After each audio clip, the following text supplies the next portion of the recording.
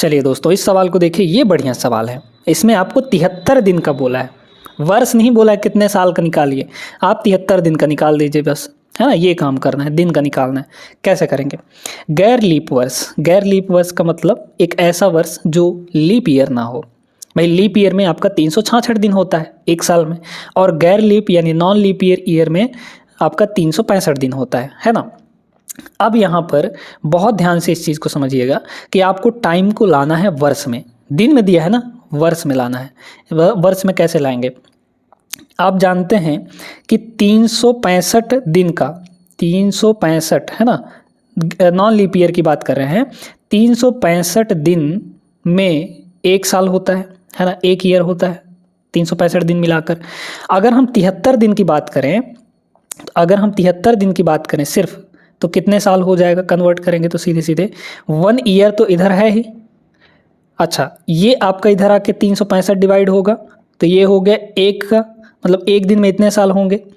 और 73 दिन का पूछ रहा है ना, तो 73 से इसमें मल्टीप्लाई भी कर दीजिए। तो जब 73 से मल्टीप्लाई करेंगे तो ये आपका 73 बन जाएगा, मतलब 73/65। तो अगर आपको दिन को साल में चेंज करना है तो डिवाइड में 365 कर दीजिए, तो ये आपका आ गया टाइम। अब सीधे सीधे निकाल लीजिए कितना है यहाँ पे। ये है मूलधन आपका 48750 इंटू रेट कितना दिया है 16 का, इंटू टाइम कितना हो जाएगा 73/365 है ना, 365 ये हो गया। और इंटू यहाँ तो 100 होगा ही होगा, है ना। एक चीज़ और देखिए आप, ये जो 73 है 73 उससे डायरेक्टली यहाँ पर ये कितनी बार में कट जा रहा है? 5 बार में कट जा रहा है। भाई ऐसा समझिए ना कि यहाँ पे 73 है, 73 का मतलब 70, 70 का 3 गुना कितना होगा? 7 15 35, 350। और 3 का 5 गुना कितना होगा? 15 होगा। तो 350 और 15 कितना होगा? 365 ही ना होगा। यानी 73 का जस्ट 5 गुना ये है। ठीक है, समझ में आ गया कि नहीं? अच्छा, अब देखिएगा, अब हम लोग यहाँ पे डिजिटल सम आराम से लगा सकते हैं। कैसे लगा सकते हैं? सुनिएगा। यहाँ पे आप पहले इनका डिजिटल सम देख लीजिए, क्या अलग अलग आ रहा है या फिर एक जैसा आ रहा है। तो 5 1 6, 6 6 12, 12 का मतलब हो गया 3। यहाँ है 6 1 7, यहाँ है 5 1 6, यहाँ देखिए 8 1 9, 9 का मतलब तो ख़त्म, ये आपका 6 आ गया। तो यहाँ पर डिजिटल सम दो जगह सेम आ रहा है, एक जैसा आ रहा है। तो आप इसको क्या करिए, यहाँ पे रोक दीजिए, डिजिटल सम अब मत लगाइए, है ना। तो अब क्या करेंगे भैया, अब आपको डायरेक्टली यहाँ पे कैलकुलेशन करनी है। 0 से एक 0 कट जाएगा, 5 से इसको काटिए, ये कितना होगा? 5 9 45 बचा 3 तो 37 हो गया। 5 7 35 बचा 2 और 5 5 25 हो जाएगा। और इनटू में आपके पास यहाँ पे 16 है, डिवाइड में कितना है? यहाँ पे 10 है ना, 10 है। फिर 5 से काट दीजिए, काट सकते हैं कि नहीं? बिल्कुल काट सकते हैं, है ना। तो यहाँ पर 5 से काटेंगे तो ये हो जाएगा 2, और 5 से इसको काटेंगे, 5 1 कम 5 बचा यहाँ पे 4 तो 47 हो गया। 5 9 45, 2 बचा, फिर ये आपका 5 हो जाएगा। और ये आपका 8 बार में कट जाएगा, कट जाएगा कि नहीं? अब बस इसको मल्टीप्लाई कर लीजिए। तो 8 पंचे 40 का ये हो गया 0, बचा 4, और 8 9 72, 72 और 4 76 का 6 हो गया। आपको 6 कहाँ दिख रहा है? 0 6 लास्ट में, दो जगह है दो जगह है ना। तो ठीक है, 7 बचा, 8 1 कम 8, 8 और 7 15, ये हो जाएगा। तो 1560 इस सवाल का करेक्ट जवाब होगा। Option number A is the right answer. उम्मीद करते हैं कि अब ऐसे सवाल आपको अच्छे से बन जाएंगे, आप इनमें अच्छे से प्रैक्टिस कर लीजिएगा। ठीक है, हम लोग आगे चलते हैं। चलिए दोस्तों, यहाँ पे अगला सवाल देखिएगा। 1 मार्च 2018 से 12 मई 2018 की अवधि के लिए 2500 रुपये की राशि 8.1/4% प्रतिवर्ष की दर से साधारण ब्याज कितना होगा?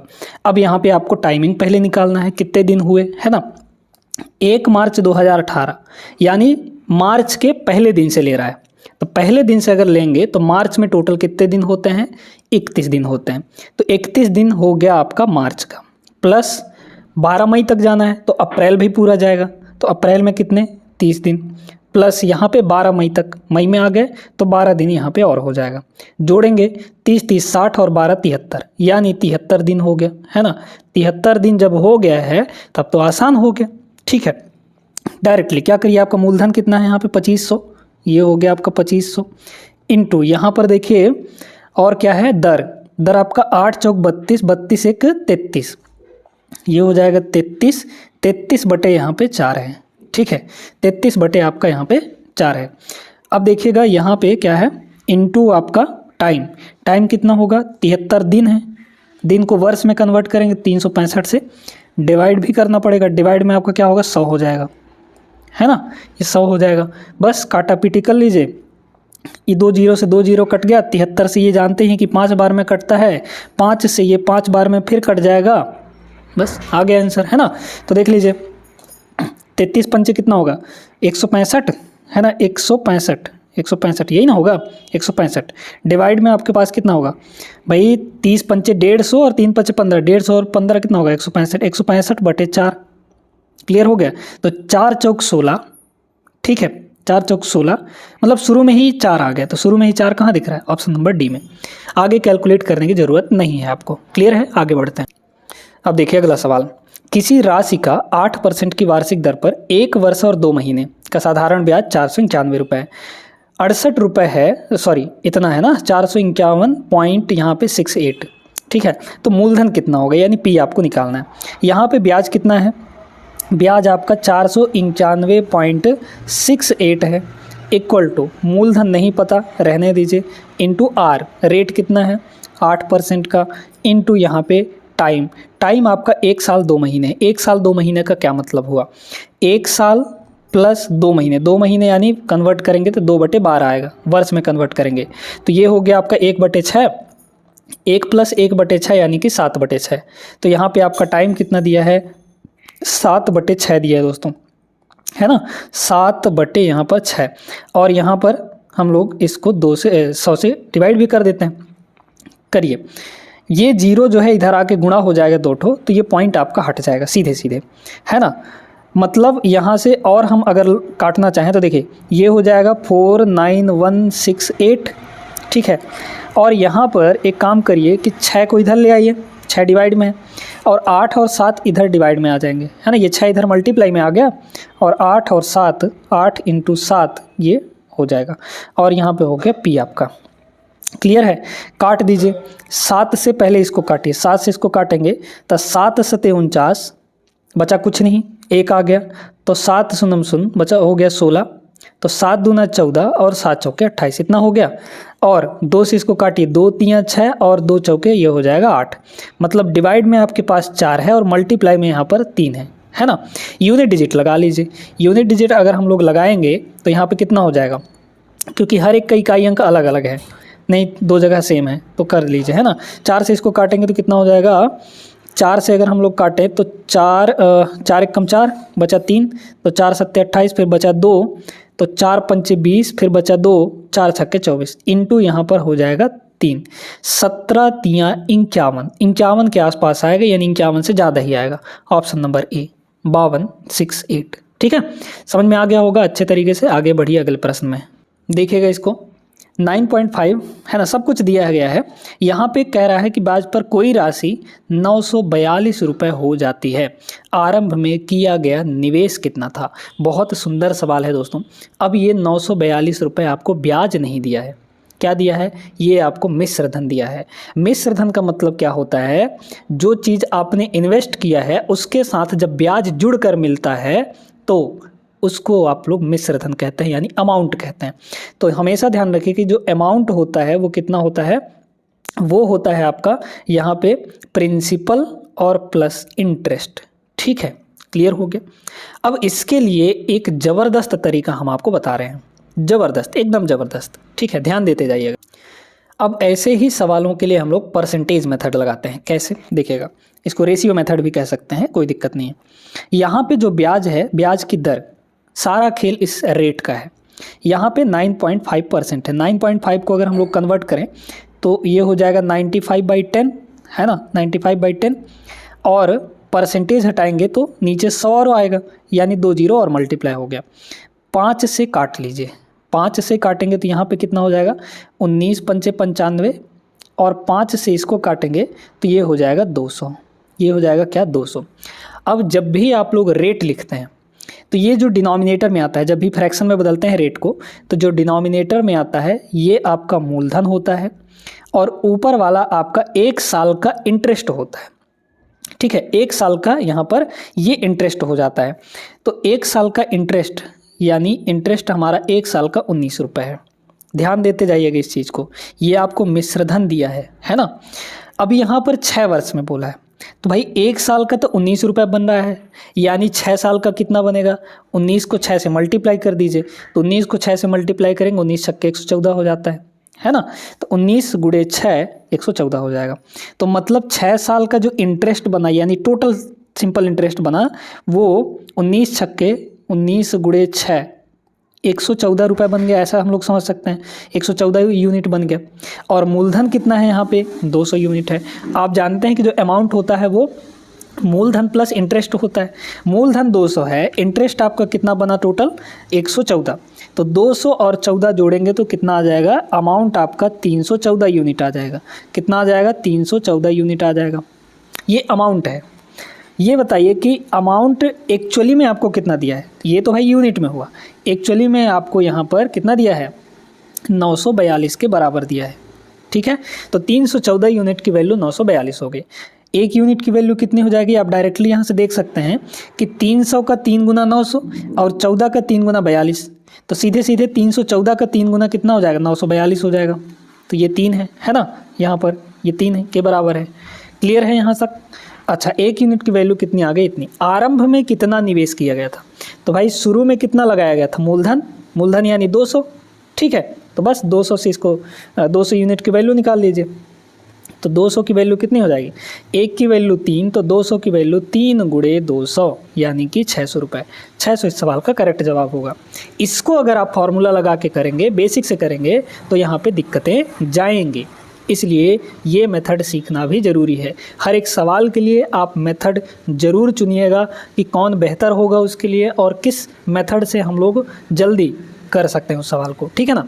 तो ये आपको प्रैक्टिस करते करते आगे, ऐसे एकाएक नहीं आ पाएगा, ये चीज़ें आपके दिमाग में नहीं बैठ पाएंगी। आप जब ढेर सारा प्रैक्टिस करेंगे तो आपको खुद ही आइडिया लग जाएगा कि किस सवाल में कौन सा मेथड यूज करना चाहिए। ठीक है, आगे बढ़िए अगले प्रश्न में, क्वेश्चन नंबर 12 में। देखिए इस सवाल को भी आप लोग उसी रेशियो मेथड से ही लगा सकते हैं। प्रिया एक निश्चित धनराशि निवेश करती है, 3 वर्ष बाद 8800 रुपये प्राप्त करती है, यानी ये आपका टोटल मिश्र धन हुआ। यदि साधारण ब्याज की दर 40% है तो प्रिया द्वारा निवेश किया गया मूलधन कितना था, है ना। 40% की वैल्यू बताइए कितनी होगी। 40% की वैल्यू 40/100 है ना। 40/100 करेंगे तो कितना हो जाएगा, 20 दूनी 40, 20 पंचे 100, यानी कि 2/5। ठीक है, 2 यहाँ पर 5 हो गया। ये जो 5 नीचे है ये आपका मूलधन है और ये जो ऊपर है ये 1 साल का इंटरेस्ट है। भाई 1 साल का ब्याज होता है ना, जो परसेंटेज में दिया रहता है वो प्रति वर्ष दिया रहता है, तो वो 1 साल का इंटरेस्ट निकल कर आता है। आपको यहाँ पे बोला गया है 3 साल, तो 3 साल का टोटल इंटरेस्ट कितना हो जाएगा भाई, 1 साल का 2 रुपये 2 यूनिट, तो 3 साल का कितना हो जाएगा 3 गुणे 2 यूनिट यानी कि 6 यूनिट। इंटरेस्ट इतना हो गया। आपको मिश्र धन कितना प्राप्त हो रहा है 8800 रुपये। ये बताइए यहाँ पर मिश्र धन कितना होगा, 5 रुपये आपका मूलधन है और टोटल इंटरेस्ट आपका 6 बना, तो 5 और 6 यानी कि 11 यूनिट। ठीक है, मिश्रधन 11 यूनिट हो गया।